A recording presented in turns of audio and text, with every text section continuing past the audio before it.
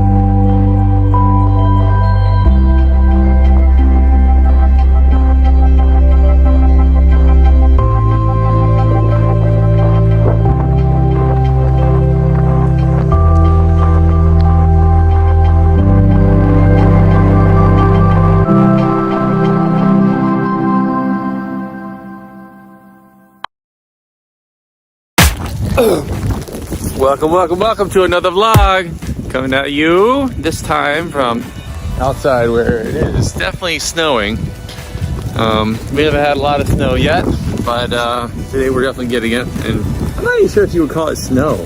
It's more frozen ice that is falling from the sky, and before it falls onto the ground, it's landing on the mini me and my eyeballs. So forgive my squinty eyes here. Anyways, got me thinking about winter running and how it's maybe a little bit different than other seasons. I'm not an expert by any means. I'm not from Minnesota, but I live here now. I've been here for a few years and, you know, survived running into stuff last year to the point that it was negative 30 out. Bit of a novelty. Oh, playing in the snow. Hang on, got a break for the snow here. Anywho,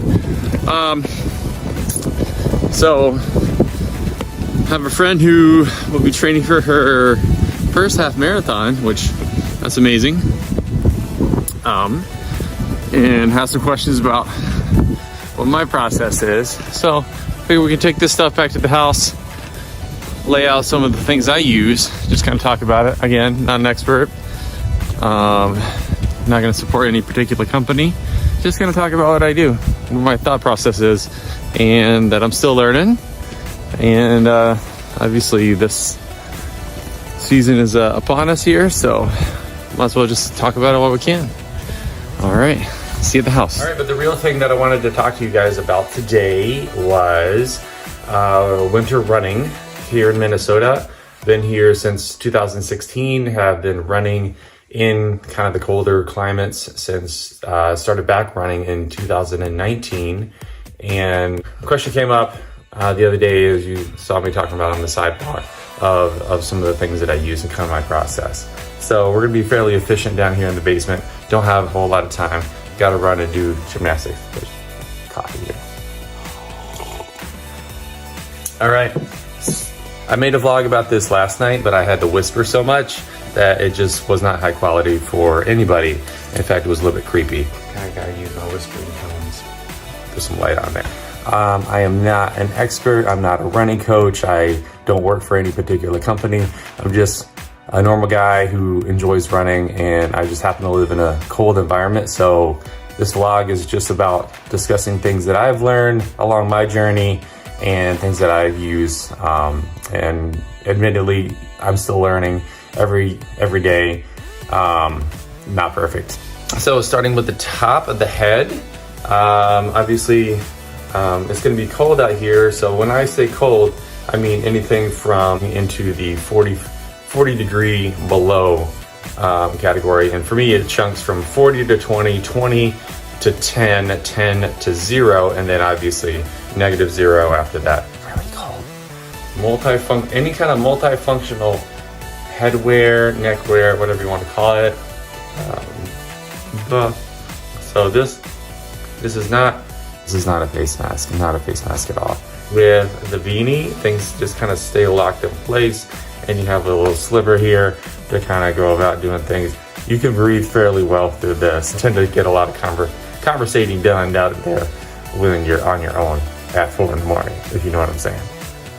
This balaclava, the reflective material in there. On the side here to support eyewear, I believe. Get that nose up in there. Beanie as well, and it keeps it from sliding around. Oh yeah, here we go. This guy right here. This is probably, in my opinion, the maximum amount of coverage that you're gonna need while you're out there on the roads. This served me well whenever it was negative 30 degrees out earlier in the year. On your screen right now is a picture of me after a run doing that. It was not a long run at all, but just being out there for that little piece of time caused pretty much everything that is exposed here to be completely frozen. We're frozen open.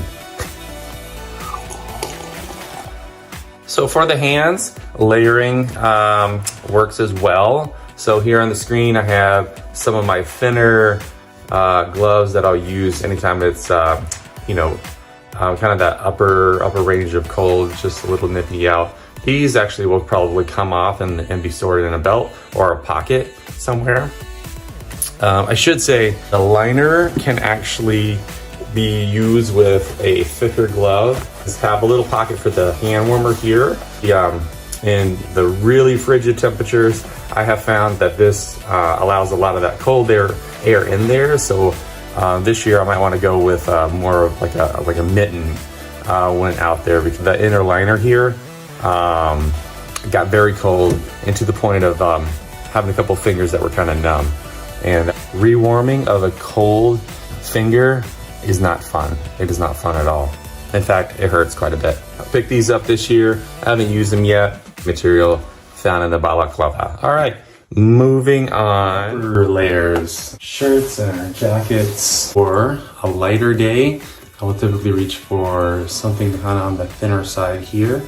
Is just a nice little Mizuno long sleeve shirt. And moving up to the more middleweight layer. This is probably one of my favorite shirts. I actually picked this up when I was in the military, cold weather system. Kind of this waffle pattern here. And if you take a look, there's actually little buds here that act as like a little channel for air and things to kind of get in, and act as like a little insulating barrier between you and the outside. Here are some lightweight base liner pants that can kind of go towards the inside and actually work along with these pants here, which are another example of the waffle pattern that we spoke of earlier. So you can layer the thinner material next to the more medium weight material. Externally, the wind pants, which can serve as a barrier to the wind.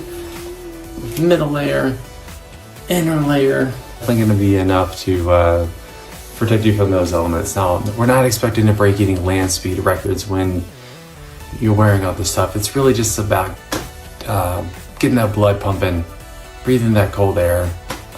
It's actually quite exhilarating. Here's a more medium weight shirt. This is actually a little bit on the tighter side. It's not bad.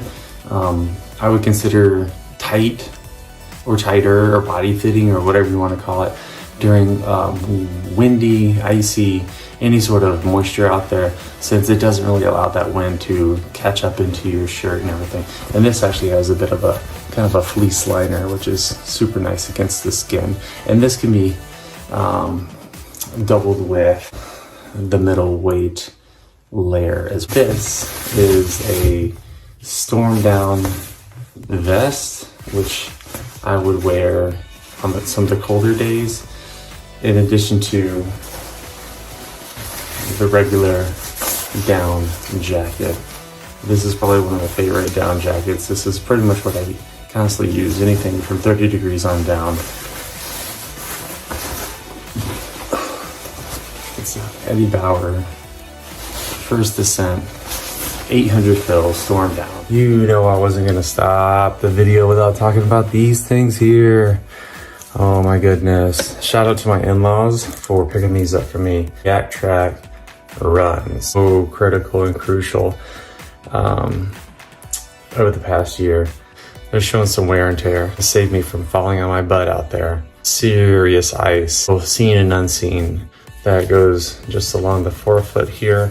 This goes along the midfoot on backwards. It's great for downhill, increasing your chances of a slip. These little cleats here, which are fairly aggressive, but at the same time, they will respond to the pavement by basically going into your midsole, squishing on into your midsole. You can't really feel that happening, but it's not gonna be uncomfortable because it's actually kind of comfortable running in that soft snow. So much assurance when running through those conditions. Because the last thing you want to do is ruin your run and ruin your training and ruin yourself by falling. And goes on the heel. Can't really read it because it's backwards. And this goes on the top here. This strap goes up and over. This is nice because it's got some reflective material. It does take a little bit of work to get it stretched on.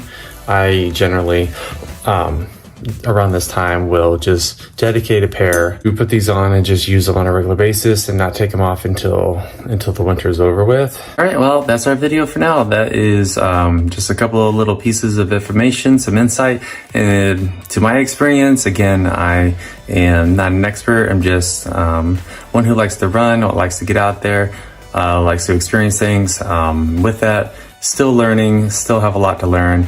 In fact, if you have any additional advice on how to layer up and protect yourself against the cold, against the elements out there, would love to hear about it down in the comments. probably a ton more experience out there than me. Again, I'm kind of new out here. So figured just go ahead and share my thoughts and my process. All right, until the next time, take care.